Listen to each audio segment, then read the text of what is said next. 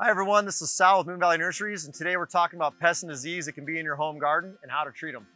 A really common one we get is powdery mildew. It's something we see often when clients are bringing in. They'll bring in photos of it, they'll bring in pictures on their cell phone, they'll bring it in a bag, samples of the plant, and things along those lines. So we're going to talk about when we happen to see those things, what to do.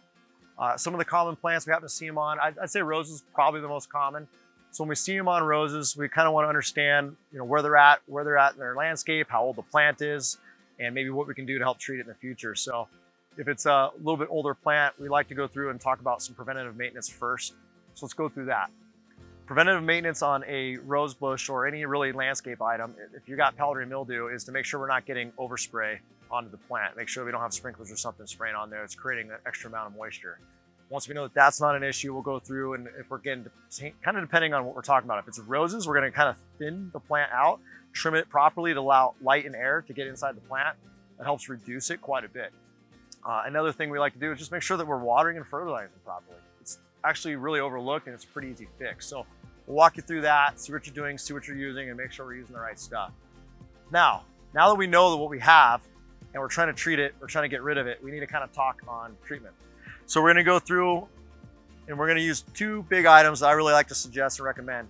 Copper fungicide, a liquid fungicide, basically something you can put in a hose end sprayer and soak the whole plant, spray it over the whole plant, and just coat it so that you have it almost dripping off the edges. That'll help coat the plant. That white fuzziness that you see on there, we're trying to attack that and get that to coat, soak up, and kill it. The other thing we want to do is kind of get it from the inside out. So I really like to use a liquid systemic fungicide.